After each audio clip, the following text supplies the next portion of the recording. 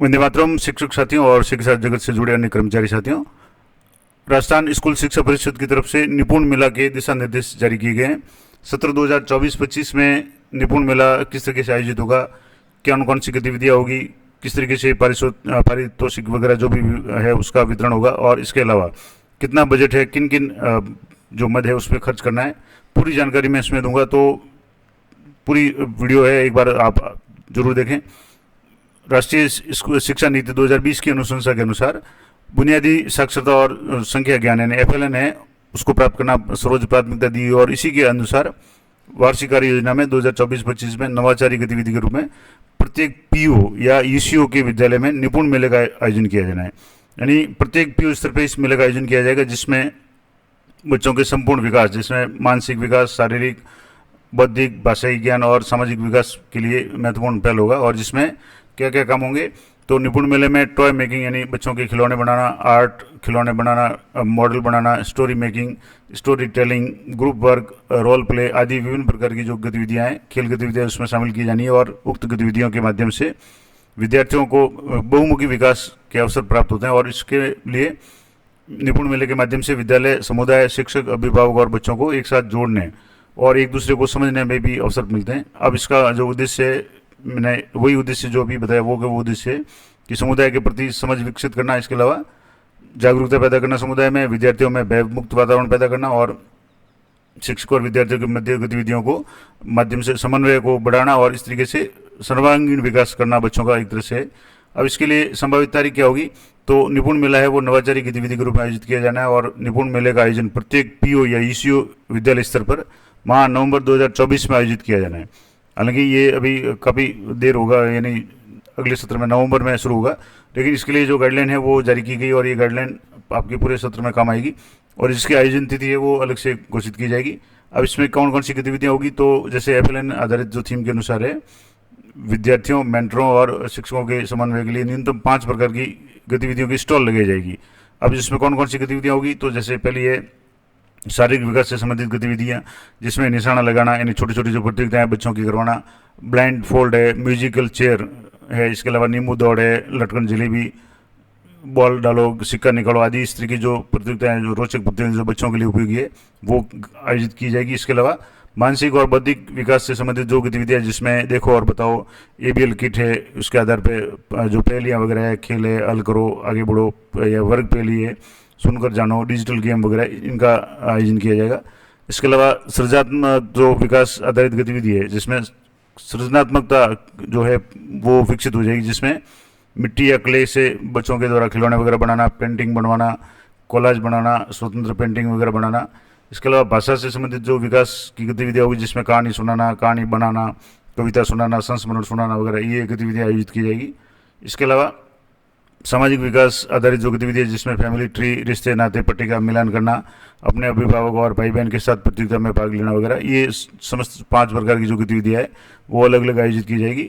और निपुण मेले में अधिक से अधिक विद्यार्थियों को भाग लेने हेतु प्रेरित किया जाए, और गतिविधि विवरण जो भी दिया हुआ है इसमें शामिल है। अब इसके लिए पूर्व तैयारी है, तो पहली बात ये कि प्रत्येक PO स्तर पे जो आयोजित होगा, और जो भी अधीनस्थ स्कूल हैं वो भी PO स्कूल में आकर के इस गतिविधि में भाग लेगी। और इसमें अलग अलग तरह के जो स्टॉल लगेंगे, जो मेला होगा उसमें निपुण मेले में स्टॉल लगेंगे, और स्टॉल पे अलग अलग तरह की गतिविधियाँ हैं, जिसमें TLM में चार्ट, पोस्टर, कॉलेज आदि का निर्माण वगैरह किया जाएगा, और ये सारी प्रक्रियाएँ होगी। और इसके बाद में इसकी जो भी पूरा प्रतिवेदन तैयार करके उसका फोटो और उपयोगिता प्रमाण पत्र है वो CBO कार्यालय को प्रेषित करना पड़ेगा, और ब्लॉक स्तर से समेकित जो प्रतिवेदन है वो जिला स्तर पर भेजा जाएगा।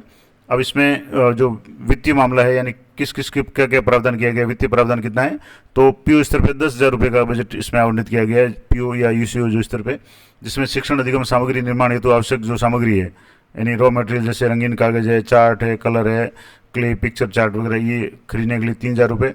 इसके अलावा थीम आधारित स्टॉल निर्माण में सहयोगी विद्यार्थियों को प्रोत्साहन देने, जैसे पानी की बोतल है, पेंसिल, चौक, ये इस तरीके से लंच बॉक्स वगैरह। और पुरस्कार की संख्या अधिक होने पे भामाशाह को, यानी कुछ मिला के जो पुरस्कार है उसके लिए 3,000 रुपये की राशि है वो आवंटित की गई है। इसके अलावा जो भी मेले में भाग लेने वाले अध्यापक और विद्यार्थी है और अभिभावक, उन सभी के लिए अल्पाहार की व्यवस्था है वो 2,000 रुपये का बजट है। इसके अलावा स्टॉल हेतु आवश्यकता अनुसार जो टेंट सामग्री वगैरह जो आवश्यक चीज़ें हैं उसके लिए भी 2,000 रुपये का प्रावधान किया गया। इस तरीके से कुल 10,000 रुपये का बजट है उसके लिए आवंटित किया गया। अब इसमें जिला स्तर पे अलग अलग गतिविधियों की, ब्लॉक स्तर पे भी जो भी दायित्व होंगे। अब पीओ स्तर पे क्या क्या दायित्व होंगे, तो परिक्षेत्र के विद्यालयों के साथ में समन्वय कर, यानी जो भी पीओ अधीनस्थ विद्यालय है उन सभी विद्यालय के स्टूडेंट्स का इसमें भागीदारी सुनिश्चित करनी है। इसके अलावा इसमें ये भी आ गया कि समस्त विद्यालयों की सहभागिता सुनिश्चित करना, और आवश्यक सामग्री जो रॉ मटेरियल्स है बच्चों के सामग्री निर्माण के लिए, पुरस्कार की व्यवस्था, अल्पाहार की व्यवस्था, टेंट वगैरह आदि की व्यवस्था। इसके बाद में यूसीओ या पीओ द्वारा ये पूरा मेला आयोजित होने के बाद में उसके प्रतिवेदन में फोटो और यूसी उपयोगिता प्रमाण पत्र है वो सीबीओ कार्यालय को भेजना है। और प्रत्येक स्तर पर किए गए कार्य की रिपोर्ट है ब्लॉक कार्यालय को कार्य समाप्ति के 3 दिवस के भीतर है वो आयोजित की जानी है। इसके अलावा मुख्य ब्लॉक शिक्षा अधिकारी द्वारा जो भी गतिविधियाँ वगैरह होगी उसका श्रेष्ठ जो गतिविधि है उसका वीडियो 5 से 10 मिनट का वीडियो बना करके भी एक तरह से सॉफ्ट कॉपी में सेव रखना है। और इसका जो भी बजट वगैरह होगा वो एसएनए से प्रबंधन पोर्टल समग्र शिक्षा है उस पर उपलब्ध कराई जाएगी। और इसका जो भी ऐड होगा क्वालिटी इंटरवेंशन, जिसमें 5.1 निपुण भारत मिशन और 5.1.1 निपुण भारत मिशन FLN और teaching learning materials for implementation of innovative pedagogies, इस तरीके से ये जो बजट है इसमें खर्च करना है। ये पूरी डिटेल थी। इसके अलावा गतिविधि कौन कौन सी होगी, तो जैसे सृजनात्मक में मिट्टी क्ले के खिलौने बनाना, पेंटिंग बनवाना, कॉटन लीफ थ्रेड वगैरह ये बनाना, कोलाज वगैरह बनाना। इसके अलावा भाषा से संबंधित विभिन्न प्रकार के जंगली जानवर या पालतू पशुओं के समान ध्वनि निकलना, आकृतियाँ बनाना, कोलाज बनाना, और ये इस तरीके से गतिविधियाँ आयोजित की जानी है।